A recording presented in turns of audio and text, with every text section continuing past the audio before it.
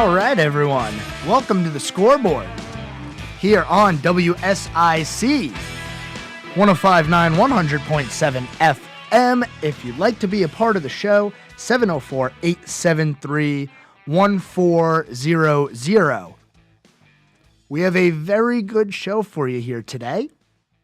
During the second segment, you will hear from MRN play-by-play Jeff Striegel. He was able to join me earlier today.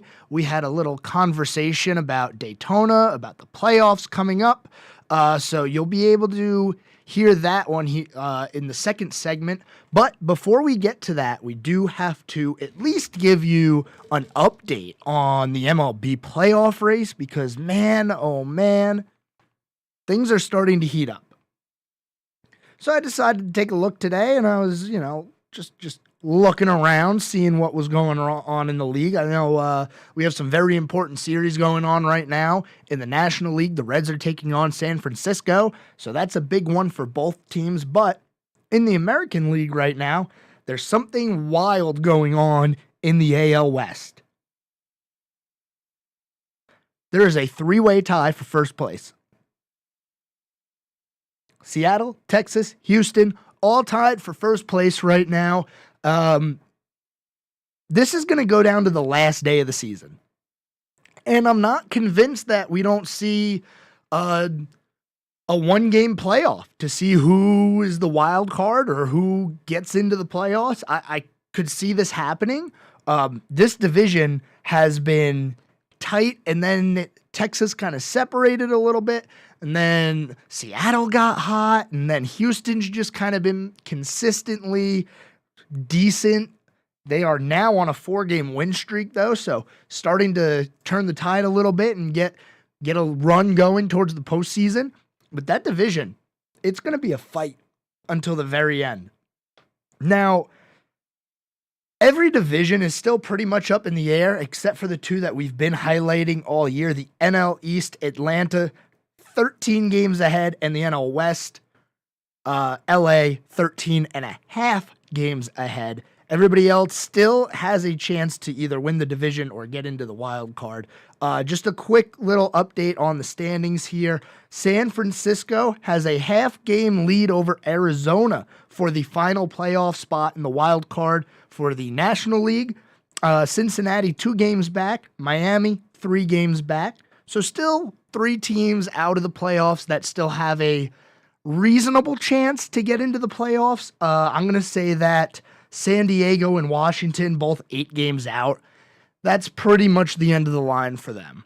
I don't see any way that they can make this run to the playoffs because it's just too many games to make a comeback on. I just don't think they're going to be able to make a run. There's not enough games left. We're talking about barely 30 games for most teams. Some teams a little less, some teams a couple of games more. So this is when, if you're not in the spot to fight for it and strike and have a 4-game win streak and things go your way, then you're not going to be able to make it work here as we get later in the season. You're just going to run out of time. Even if you get hot and win 9 games in a row, you're 8 games back. So if the team ahead of you wins 5 games during that stretch, you only gain 4 games, and there's even less time left in the season. I think it's officially time to call out the Angels as the worst team in baseball. At this point, I'd rather be an Athletics fan than an Angels fan. They put players on waivers yesterday, 3 of which they traded for, and one of them was 3 for 4 with 2 doubles and a home run, and they're still going to get rid of him. So in the MLB, it's kind of weird. Once you get put on waivers, you can still play. So it's always weird when you see a player who was just waived playing, and I was actually confused by that myself. I was like, wait a second. Didn't the Angels waive Grichuk? Why is he playing? And lo and behold, he can play, and, it just kind of slipped my mind. But the Angels sitting 12 games out right now, not in a good spot. Really not in a good spot at all. I don't know what their plan is going forward. It's just an embarrassment to baseball. I really, really hope Ohtani doesn't make the same mistake that Mike Trout made. As we talked about yesterday, Mike Trout's contract with the Angels goes through the year 2030. He's never going to play for another team. Unless he demands a trade or something, and even then, do you trade for Mike Trout? I mean, he's one of the best players ever, but he's so injury prone. Do you want to pay that contract? I know there's a lot of teams who don't care about that. Look at the Mets. They're paying. They were paying the highest payroll in baseball. It's still pretty high, but they got rid of their two big pitchers. They wouldn't mind paying for somebody who's going to play 100 games in a year and maybe help with a playoff run. Look at the Yankees. They have plenty of guys who are making millions and millions and millions of dollars who are hurt. So any of those New York market teams, I don't see why they wouldn't want to get a Mike Trout in on their team, because they don't care. They want the name. And I'm really upset because going forward here for the Angels, there's no positive outlook. And they've had one of the best players in baseball on their team for years now, and we've seen him in 3 playoff games. And I'm afraid we're not going to see him in any playoff games going forward. You're not going to see him. It's just a real upsetting situation. I really feel bad for Trout, Ohtani. I don't feel bad for the players who were placed on waivers because they are lucky enough to get out of there. I kind of don't feel bad for Ohtani because he gets to leave in the offseason, and that's going to be good. Now, this whole UCL tear issue, I don't know if he's going to end up getting Tommy John surgery on it or not, but it does make me question what kind of a contract he's going to be looking at here when we get into the offseason, because we were saying something like it'll probably be $600 or $700 million over 10 years. Well, if his arm isn't the same as it was, is he really going to be a two-way guy anymore? I mean, are you going to pay for somebody like that? Once his arm goes, he can still hit, and he's a great hitter. We talked about he might be able to win the MVP and the Cy Young. I don't know about the Cy Young anymore, but he can win the MVP for his batting alone. Do you still pay the $600, $700 million that you would have for him? Or does the price go down now because he no longer can do what he was able to do? We'll have to see. And I'm just more excited to wait for these playoffs at this point. I want to worry about the Angels. It's like a bad car crash. You can't look away. But we'll follow that in the offseason because it's going to be turmoil for the Angels. We're going to head to break.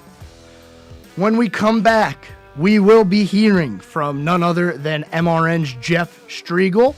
So stay tuned. Pretty good talk with him earlier today. Like I said, talked about Daytona. We talked about the playoffs coming up, and I think you'll really enjoy it. So stay tuned here on the Scoreboard with me, your host, Joe Berg, on WSIC. We'll be back after this.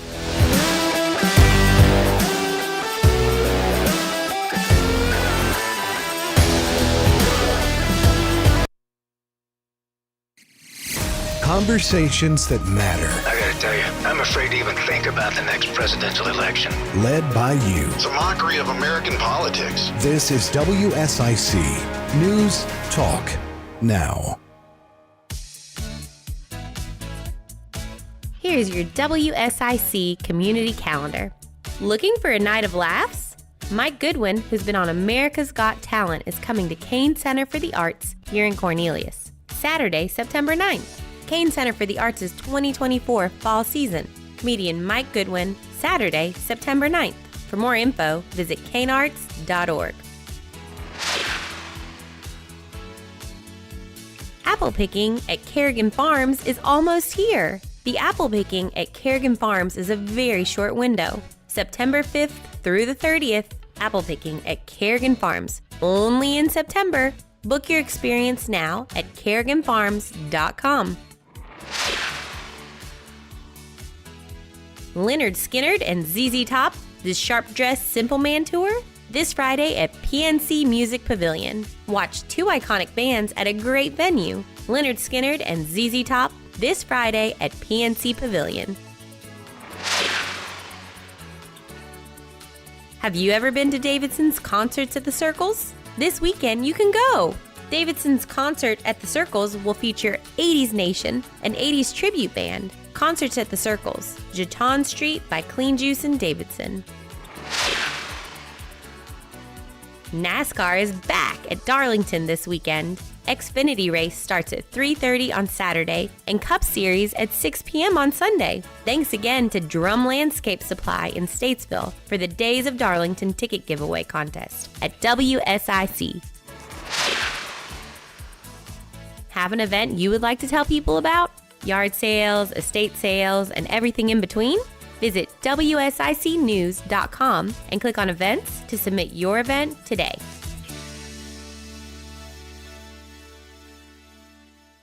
I'm meteorologist Jim Rinaldi with your WSIC forecast. For tonight, we'll have cloud showers and in spots a thunderstorm. It'll be breezy, low temperature 64, winds will be gusting to 30 miles per hour. Isolated shower to start the day Thursday, increasing amounts of sunshine for the afternoon, the high 76. Mainly clear Thursday night, low 58. Sunny Friday, high 78. I'm meteorologist Jim Rinaldi from WSIC's Weather Center.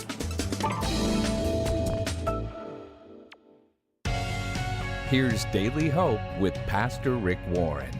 The Bible says it is not good for man to be alone, and God meant for us to be in community with each other. Whether you ever get married or not, doesn't matter. Really what matters is, do you have a spiritual family, a group of 3 or 4 or 5 people that you can walk through life with so you're not on your own. Hear more from Rick Warren at PastorRick.com.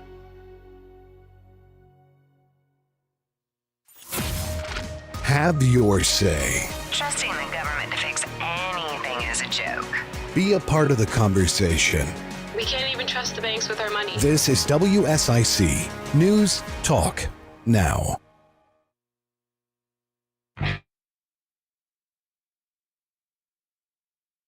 Board here on WSIC 105.9, 100.7 FM. And joining me today is a very special guest who's been on the show before, Jeff Striegel with MRN Play-by-Play. How you doing today, Jeff? I'm good, Joe. How are you? Getting ready to go racing in Darlington this weekend. I'm doing great. And yes, Darlington this weekend. My first question for you, if somebody from this local area was going down to Darlington for the race, what's the first place that they should stop to get a bite to eat? At the Raceway Grill. I mean, come on. You got to do that, don't you? If you're going to Darlington, you might as well start to absorb the history of NASCAR for generations before us. And I would recommend the Raceway Grill right outside of turn number 2. Yeah, so I've been to Darlington one time, and it was actually back when they had the wings on the COT cars, and Jeff Gordon won that race with the steam going out of the car, overheating and all. I never did get a chance to stop at Raceway Grill, though, so next time I go, I'm going to have to do that. But that's the place where everybody goes to kind of get a bite to eat? Yeah, it is. And as a matter of fact, if you go to the Raceway Grill, depending on when you're there, you're probably going to see one of the drivers that used to race there years ago, or crew members, or current drivers. It just seems like when you're there, you have to stop there, and you've got to get breakfast or lunch or dinner. So yeah, I'd recommend that. There's a lot of history there. Well, that's awesome. Yeah, Darlington full of history, and starting the playoffs for us here. Now, okay, last year when we went into the playoffs in the first round, we had 3 winners in round 1 who were not in the playoffs. Was that a symptom of a brand new car for the first time going into the playoffs, or is that something where we think maybe we could see 3 completely different winners and nobody locks their way into round 2? Well, how about if I drop a couple of names on you, like Chase Elliott, his teammate Alex Bowman, 2-time Southern 500 winner Eric Jones, Eric Almirola, Austin Dillon. These are names of drivers that are not racing for a championship. They're not in the playoffs. and they're all very capable of coming out of Darlington with a win. They're capable of winning next weekend. They're capable of winning at any point during the remainder of the season. So is that because of the new car? Maybe. But it is what it is. The 16 drivers that made it, they're locked in, but there's a lot of great names, especially just like those that I just, gave you, that are more than capable of winning this weekend at Darlington and certainly over the course of the next 9 races that follow. So I think it's something that will absolutely play out over the course of the playoffs. Yeah, I agree. And Eric Jones is one of the drivers that I've been highlighting as, hey, look out for Eric Jones because he always seems to have a good race car at Darlington, and he likes that track a lot, it seems. Now, before we continue to talk about the upcoming race here at Darlington, we just wrapped up the 2023 regular season. It was the second season using this next-gen car. The safety aspect of the car seems to have improved, and I don't think it was tested any more than the race that we had last weekend at Daytona. What is the kind of sense around the garage as to the improved safety of these cars? Are the drivers more comfortable now, or are there still adjustments that they think need to be made?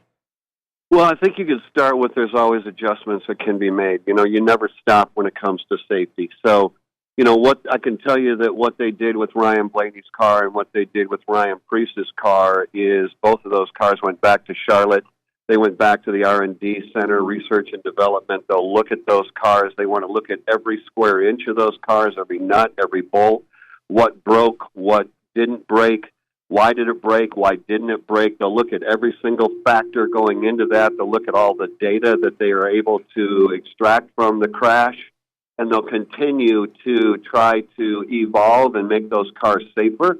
I mean, obviously, we start with a hit that Ryan took. I don't know that I've ever seen a car hit the wall as hard as what Ryan did coming off of turn 4 at Daytona, only to watch him, after he caught his breath, he climbed out of that race car and walked away. We saw then later in the event Ryan Priest go side over side. I don't know what the official count was. I had it at 11.5 times. I know the window net broke. I know that the roof flap that allows those drivers to escape, I know that broke and came off. Not surprising based on the violent crash that he had. But again, after he was able to kind of catch his breath and just kind of get his wits about himself, he too was able to climb out of that car. So amazing that these drivers can withstand that type of a crash, that type of an impact, and then just get out under their own power and walk away. But I don't think, Joe, that you ever stop looking at what could be done additionally, what can be done in the future to make these cars even safer. But I do tip my hat to the guys and gals that build these cars and for NASCAR and the safety that they do require that goes into these race cars that allows drivers to get out of them after what we saw this past weekend in Daytona. Yeah, and that's definitely the most important thing is that both of those drivers were able to get out and walk away under their own power. It seems like every single year, at least one car gets airborne at Daytona or Talladega in one of the top 3 series.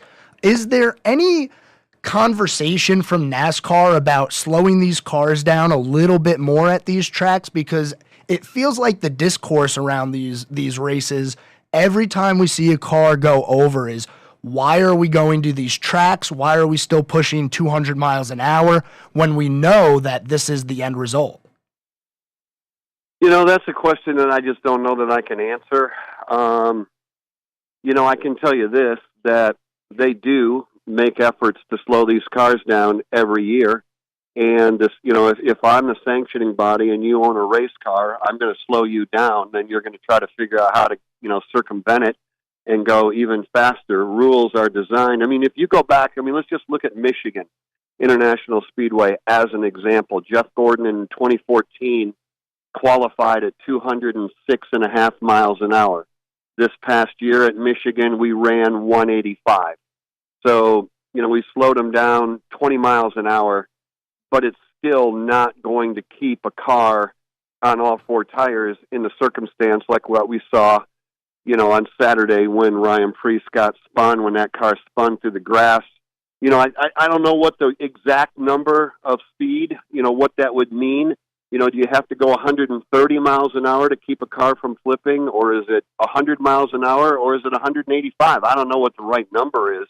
I think there's a set of circumstances that, defy gravity, and when you turn a race car around, it's going to go over. Nobody wants to see it, but I do think that it is the unfortunate part of auto racing, and not just auto racing. Anytime you line up anything and you go as fast as you possibly can go, you're going to be in a situation, that could result in what we saw at Daytona. I don't think anybody, I don't think the drivers, the teams, the fans, anybody wants to see cars racing at Daytona doing 100 miles an hour. That just isn't going to attract anybody's attention. So, I agree with you. There is a point where, let's go further back. When Bobby Allison, I think it was, took the fence down at Talladega running 212 or 220 miles an hour, NASCAR realized that they needed to do something to make sure that never happened again. So that was the advent of the restrictor plate, and it slowed the cars down, again, some 20 miles an hour. How much slower can we make them go on the super speedways? I know that there was some people on social media that said enough is enough. We don't want to go to Daytona. We shouldn't go to Talladega. But, realistically, they don't go any faster at Daytona than what they do at the old Auto Club Speedway, at Atlanta, at Michigan. So, I guess unless you're going to race on half-mile racetracks every weekend, I think that this is always going to be something that we're going to have to face. And yeah, I completely agree. It's just kind of a product of the high speeds. You create downforce going one way, you turn it around, and you're going to create lift. And we've seen cars blow over the way that Preece did at tracks like Michigan. We've seen it at Atlanta. I remember Brad Keselowski getting airborne there before. So it just kind of seems like it's a product of the way that these cars race and the high speeds that we have. The other thing, Joe. Yep. Joe, I will add that if Ryan's car had spun backwards, that car may not have got off the ground, because they do have the roof flaps that are designed to open up when a car is spinning backwards. If you remember, in using that Brad example, if I'm not mistaken, Brad's car took off going backwards, and that was part of the advent of the roof flaps, so that when the car is spinning backwards, going backwards at 185 miles an hour, those roof flaps will open up and it will shove the car down on the ground. And I know you've seen that happen over the years, and I've certainly seen it happen. What they don't have is something that would protect that car when it's going sideways, and that's what took Ryan Preece's car to flight. Was it went sideways, air underneath the car, and that's what put it up into the air. So, maybe they'll look at something to, I know they're looking at it. It's just a matter of whether they can find something that would work, that doesn't deploy, when you're going down the straightaway at 190 miles an hour. So, it's an ongoing evolution when it comes to safety. You never say, okay, I think what we have is good enough, and turn your back and walk away. You're always going to take a look at, they'll go through that crash in ultra slow motion, frame by frame, trying to determine why the car took off, what could have been, done differently to maybe keep the car on the ground. But like you said, in the end, when you're going to run 185 miles an hour, which is what everybody wants to see, we're gonna face those circumstances from time to time when a car does get turned around and does get airborne. And I think that NASCAR's done a great job as of the past 10 years to limit how much the cars get in the air, and when they do get in the air, how much they roll. This one rolled because it gripped into the grass more than I've ever seen. The amount of dirt that came out of the car once it finally came to rest, it looked like Rusty Wallace back in 93, I believe it was, at Daytona. Correct. Is there a thought process to removing the grass, or changing it all to turf like they did at Charlotte, or is it just kind of, we took away as much grass as possible, we still need this for the IMSA guys? Well, there's another question, and I think that's above my pay grade when it comes to that. I know that, I thought about that, and here's my little opinion on that. I'd rather flip through the grass and dirt than I would down the back straightaway on asphalt or concrete. So I get what you're saying is that the car dug into the grass and that caused the car then to flip. But I think we were flipping no matter what. That car was already airborne on the asphalt as it was making its way down towards the infield grass. But I know that, at least I think, and that's why I say somebody could prove me wrong, and they'd say, well, if we'd have done this or done that, then I would say, okay, if that's the case, then do that. Do whatever that is to make it safer. But I know that, when I watched that car flip, looking back on it on the replay and whatnot, to see it tumbling through the grass seems like that would be better to me than if I was flipping down the front straightaway on concrete or asphalt. So I'm not sure. I guess that would be something that they'll have to look at and make some decisions. Yeah, and you're right about that. The grass at least has a little bit of give to it. The pavement, right. Not so much. So looking forward here as we get into the playoffs, Chris Buescher and RFK Racing have been on fire. 3 of the last 5 races Buescher's won, and the last 3 oval tracks have been won by Buescher. Is RFK Racing getting kind of a resurgence here where they could make a push in the playoffs and be part of that championship 4? I think, Joe, that you answered your own question. They've won 3 out of the last 5 races. They're the best Ford team out there for sure. And that's high praise considering that, I would put them ahead of Team Penske. I would put them easily ahead of Stewart-Haas Racing. They're definitely right now the best Ford product that's on the racetrack. I would say that right now, and you have to look at right now, you can't go back and say, well, last year or earlier this year. I think you have to look at where the team and the organization is right now. And right now, they're probably the best organization to show up. The fact that they only have 2 cars hampers them, or we may be saying hands down they're the best team in the garage right now. They're doing with 2 cars what Hendrick wishes they could do with 4, with Joe Gibbs wishing what they could do with 4.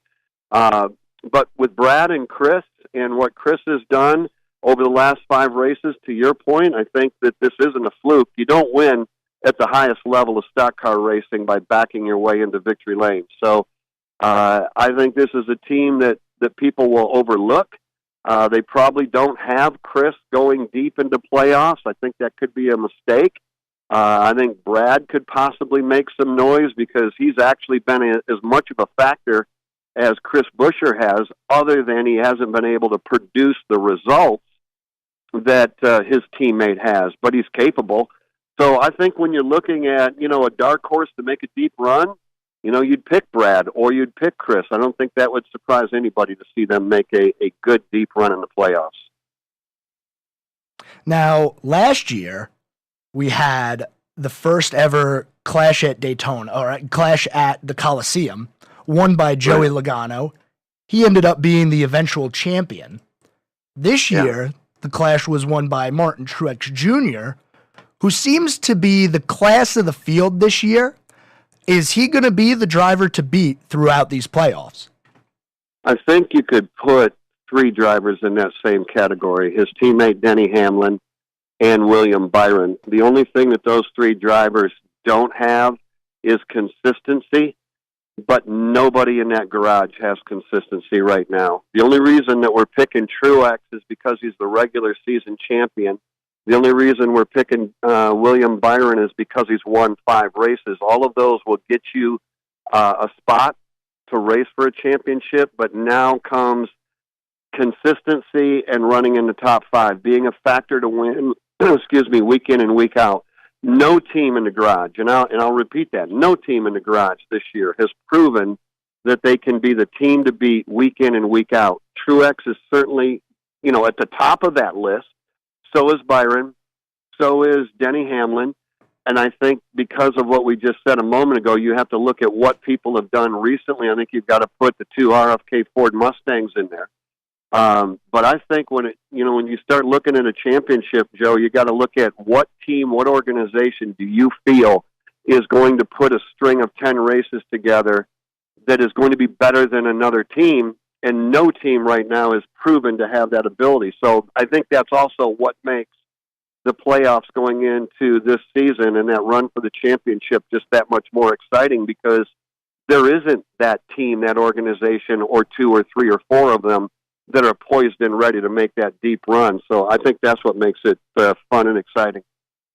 We got Darlington, Kansas, and Bristol in round 1. Right. Do you have a surprise winner in one of those races in the playoffs?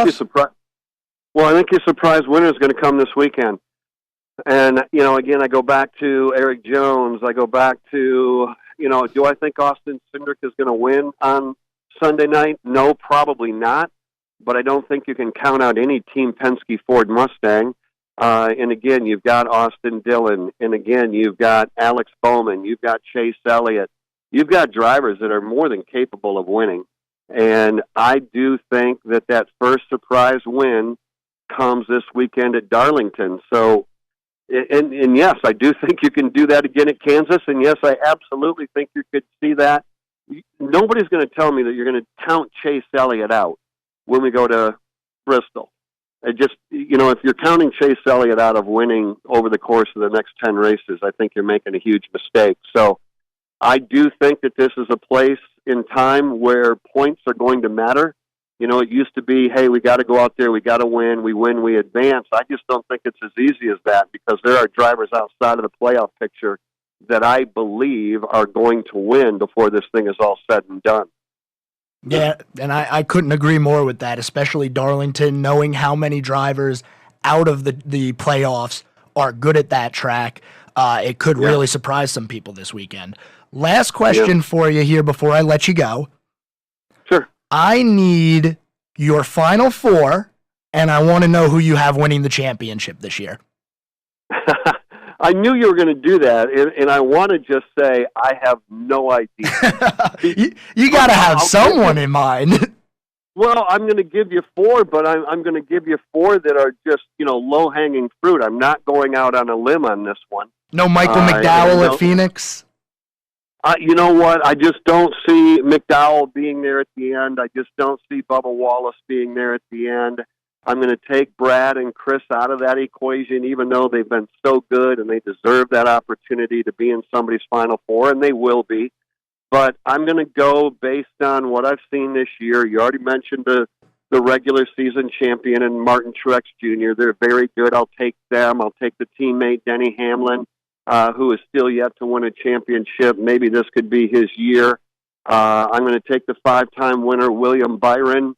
And the only thing I'm missing now, because I have 2 Toyotas and a Chevrolet, I got to take a Ford driver. And I think that when it comes right down to it, the driver that's been there, done that, knows how to get it done, I'm going to go with Joey Logano. So those are my 4. Again, I realize I've not gone very far out on a limb. They're the odds-on favorites going in, but they are for good reason. So that's my final 4 headed to Phoenix. And if you're asking me about a championship, all right. You know what? I'm going to go with William Byron. Wow. That kid is so talented, and we're going to see it, Joe, over the course of the upcoming seasons. His 5 wins are not a fluke. He is super talented, and he's with a very, very good team, maybe the best in all of NASCAR all time, hands down.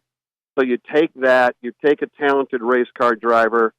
As long as they can keep doing what they've been doing, and that's easier said than done, I'll take William Byron to win it all in Phoenix.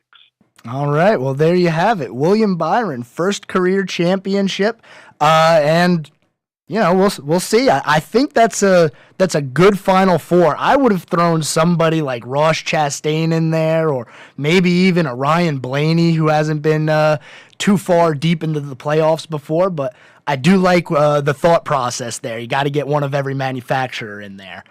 Well, and I'll just add to that, Chastain and Blaney. I love Ross Chastain. I'd love to see him be a champion, but that team seems to be missing it right now, and they're missing it at the wrong time of the season. And Ryan Blaney is just absolutely the most inconsistent. Not necessarily because of him. Let's face it, it's not always his fault. He's not the one that got wrecked at Daytona. He got wrecked. But inconsistency by Blaney, inconsistency by Ross Chastain would be the two reasons that I would not have them moving on. There you go. All right. Well, there you have it. Your picks brought to you here by Jeff Striegel of MRN. Jeff, I appreciate you taking the time today to join me and talk NASCAR playoffs and Daytona. We're going to head to a break here. We'll be back in a few minutes. This is the Scoreboard with Joe Berg. And if you'd like to call in, be a part of the show, 704-873-1400. We'll be right back in a few minutes.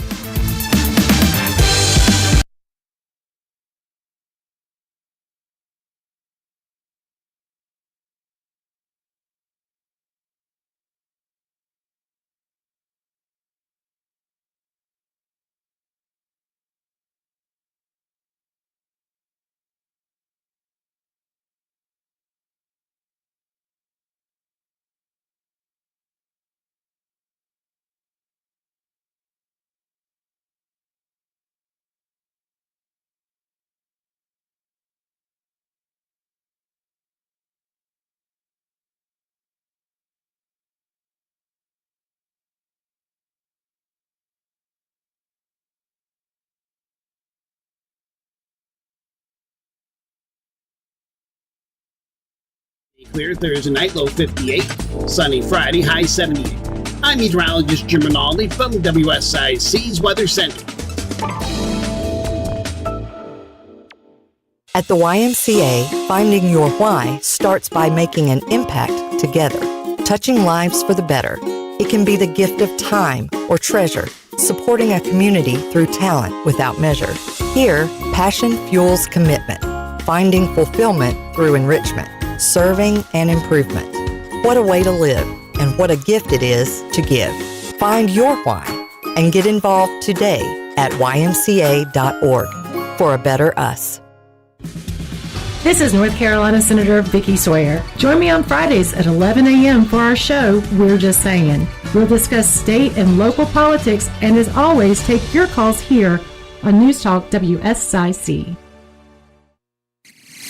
Conversations that matter. I gotta tell you, I'm afraid to even think about the next presidential election. Led by you. It's a mockery of American politics. This is WSIC News Talk Now. Welcome to a Bible Minute with Pastor Randy Mitchell from Temple Baptist Church in Statesville. Recently, on a mission trip to Ecuador, we visited the home base of 5 missionaries who gave their lives for the gospel back in 1956. We stood in the kitchen of Nate Saint, where all 5 wives were told of their husbands' deaths. Jim Elliott was warned. WSIC, are you calling for the scoreboard? Yes, Joe Berg, what is up? All right. Hey, we're at commercial right now. We got about 3 minutes. I'll bring you back in once we're back, just so I know, what are you calling in about? Well, I was going to ask you about the Giants, see how you feel about Jalen Hyatt changing his number, all that good stuff. Okay. Yeah, we can get into some NFL talk. I haven't hit it yet today, so let's do that. Once we're back from commercial, I'll intro, bring you in, and we'll go from there. All right, perfect. All right. Thanks for listening to a Bible Minute with Pastor Randy Mitchell here on WSIC. Panthers still have another week and a half before they open their regular season, but rookie quarterback Bryce Young showed that he's tracking right along on pace following the final preseason game. I'm Jim Zoki with a Panthers update after this. The only way to be your best self is with your best health. When you have a health partner who doesn't just treat part of you, they care for all of you. That's why more people prefer Atrium Health, because unrivaled care is easier, more accessible, and more complete than ever before, so that you can enjoy more of the moments you love. That's what it means to live meaningfully, to live joyfully, to live fully with Atrium Health. Panthers open their regular season in Atlanta on September the 10th, so there are still plenty of days to get in work before the games count in the standings. Of course, the biggest focus has been on the development of rookie first overall pick quarterback Bryce Young. He played in all 3 preseason games, completing 14 out of 24 passes for 129 yards and a touchdown with no interceptions. In the final preseason game last weekend against the Lions, he had 2 scoring drives, including a touchdown pass to Adam Thielen as the starters built a 10-0 lead. He says while it gives them some good indicators, there's still much to work on in practice before they get to Atlanta. It's great to be able to put that on tape, to be able to coach from that. And again, there's still stuff from there that, I got to improve on as a unit. We want to get better at. But, of course, you want to try to do all you can as a unit to try to carry that, momentum and, build off of it. And, especially, in 2 weeks in Atlanta, obviously you got to, it's not like you have to reestablish that and you have to go and, we have to build from it. It's not just, it doesn't just automatically carry over. It's going to be about what we do, when we watch the film and then, throughout how we prepare and how we keep going. But when you are able to put some good stuff on tape and, a couple of scoring drives, again, it's always good to coach off of that, but it still doesn't mean there's not stuff that we can improve on. I'm Jim Zoki on the Carolina Panthers Radio Network, presented by Morris Jenkins. Hi, folks. Pat Shannon inviting you to join me for the Home Ad Show. We help you sell things, buy things, celebrate birthdays, anniversaries, and have a lot of fun in the process. Weekday mornings from 9 to 11, here on News Talk WSIC. 76 years strong, and we're still the one. WSIC. News. Talk. Now.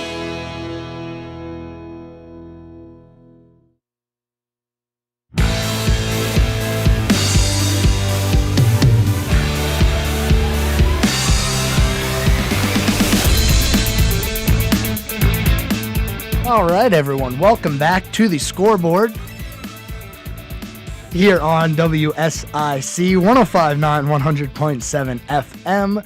Big thanks to Jeff Striegel with MRN for joining the show today. William Byron, that's who he thinks is going to get the championship this year. I did not think that's the direction that he was going to go, but definitely interesting to hear from Jeff and have his prediction. I like that he put one of each make in the Final Four, but you know what? I would have put Michael McDowell in there. Come on, we got to get like some real fans behind McDowell this year. I mean, he's the lovable underdog, right? I was going to call him the lovable loser, but like everybody in NASCAR is a loser because you lose 90% of the time. But we have a caller, so let's go ahead and bring him on air. Hello, caller. Thank you for calling the Scoreboard. What's your name? What do you got for me today? Hello. My name is Rob, and I was calling to get your take on some of the current NFL situations. I know Matt Corral got cut recently, and then I know you're a Giants guy, so I was calling to see kind of direction you felt the Giants were going in. Jalen Hyatt changing his number, all that fun stuff. Yeah, I did see that the Panthers waived Matt Corral. I feel like this could be a situation that we're seeing with what the Patriots are doing, where they're going to waive their quarterbacks, hope they get all the way through waiver wires, and then just bring them back onto the practice squad, because the Panthers are going to need a little bit of quarterback insurance this year. And as I've been saying, Bryce Young, with how small he is, it's concerning. It's not the worst thing in the world. It's just a little concerning. So I would expect for Corral to be back with the Panthers just on the practice squad.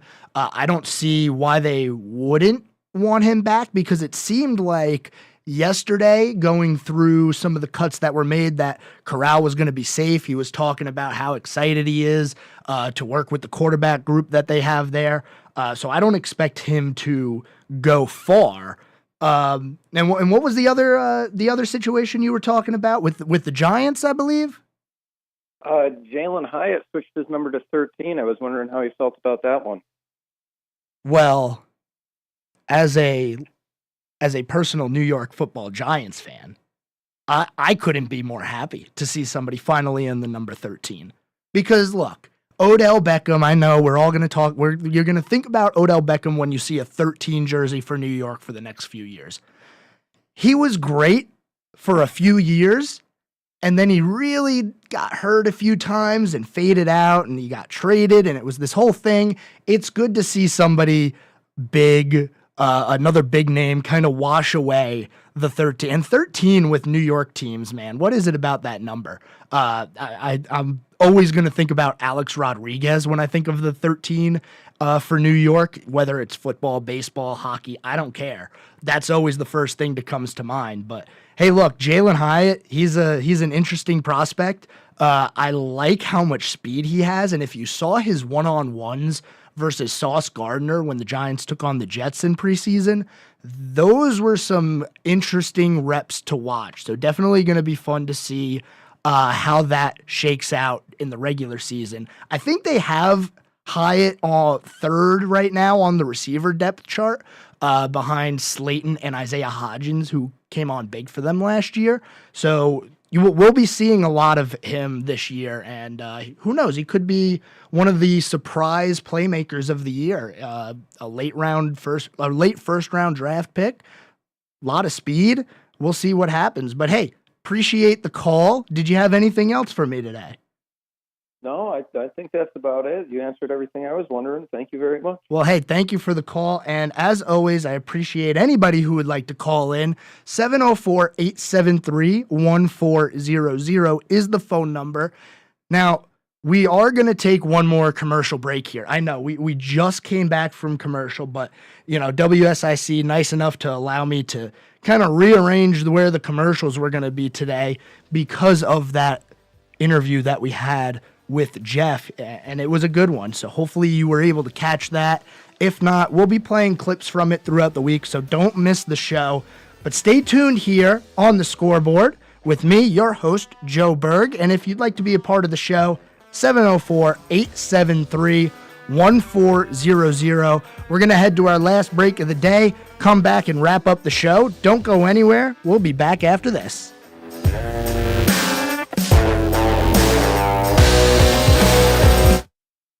Be a part of the conversation. I listen on the way to work. Have your say. It's more than just opinions, it's facts. This is WSIC News Talk Now. Here's your WSIC community calendar. Looking for a night of laughs? Mike Goodwin, who's been on America's Got Talent, is coming to Kane Center for the Arts here in Cornelius. Saturday, September 9th. Kane Center for the Arts' 2024 fall season. Comedian Mike Goodwin, Saturday, September 9th. For more info, visit kanearts.org. Apple picking at Kerrigan Farms is almost here. The apple picking at Kerrigan Farms is a very short window. September 5th through the 30th, apple picking at Kerrigan Farms. Only in September. Book your experience now at kerriganfarms.com. Leonard Skinnard and ZZ Top, the Sharp Dress Simple Man Tour, this Friday at PNC Music Pavilion. Watch two iconic bands at a great venue. Leonard Skinnard and ZZ Top, this Friday at PNC Pavilion. Have you ever been to Davidson's Concerts at the Circles? This weekend you can go! Davidson's Concert at the Circles will feature 80s Nation, an 80s tribute band. Concerts at the Circles, Jeton Street by Clean Juice and Davidson. NASCAR is back at Darlington this weekend. Xfinity race starts at 3:30 on Saturday and Cup Series at 6 p.m. on Sunday. Thanks again to Drum Landscape Supply in Statesville for the Days of Darlington ticket giveaway contest at WSIC. Have an event you would like to tell people about? Yard sales, estate sales, and everything in between? Visit WSICnews.com and click on events to submit your event today.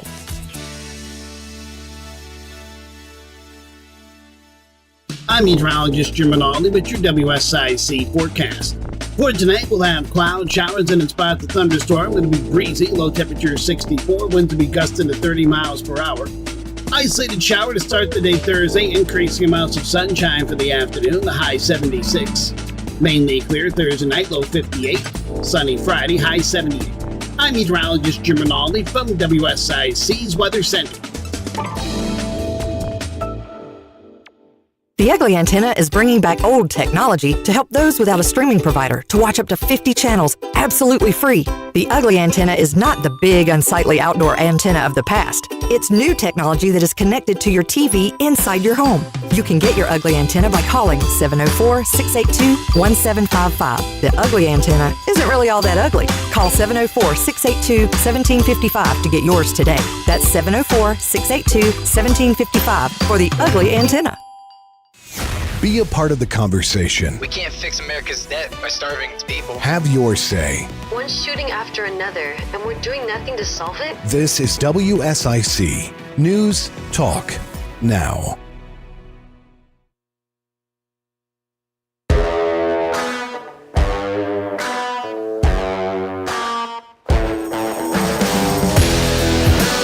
All right, everyone. Thanks again for being here today. This is the Scoreboard with me, your host, Joe Berg, WSIC 1059 100.7 FM. And again, big thanks to Jeff Striegel for joining us earlier to talk NASCAR, talk Daytona, talk playoffs, what the best thing to eat at Darlington is.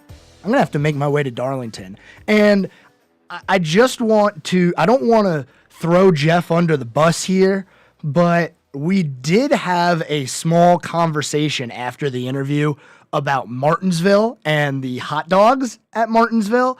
And all I'm going to say is that Jeff agrees with me. Okay? So if you've ever been to Martinsville and you've had the hot dogs, you know what I'm talking about. I'm not going to give anything away. I don't want to throw him under the bus like that. But he agrees with me. We're pretty much out of time already today. That was a quick show. We talked baseball, and then we listened to the interview with Jeff earlier, and here we are. Only a couple of minutes left. We have baseball going on right now, currently, as we speak. Some big games going on. The Red Sox are playing the Astros. The Rangers just started against the Mets. The Rays and the Marlins just started. Yankees, Tigers. And we already have some results here, some big ones. The Reds beat the Giants. The Mariners, after losing to the Athletics yesterday, come back and get a win. Cubs beat the Brewers 3-2. Cardinals beat the Padres, and the Guardians took down the Twins. And finally, the White Sox beat the Orioles by a score of 10-5. That's going to be one to keep an eye on because the Orioles are only up by 2 games, and Tampa is definitely going to make a push. I'm not saying that they're going to go win that division because Baltimore has shown that they belong up here. But all I'm going to say is don't count out Tampa yet because it's a long way to go. Like I said, still about 30 games or so left for most of these teams. So thank you, as always, for tuning in to the Scoreboard, and thank you for the interaction today. I've been taking a look at the chat on our socials here. The YouTube's going off. The Facebook has a lot of viewers. Thank you for watching the show, and as always, thank you for listening here on WSIC 1059 100.7 FM. It's all my time for today. That's it. So long. See you later. Local broadcasting continues tomorrow. 7 a.m., Justin Kazepis with Good Morning LKN, and we'll be back here, same time, same place, talking about sports, talking about NASCAR, and having a good time doing it. Thanks for joining, everybody. We will see you tomorrow. Have a good one.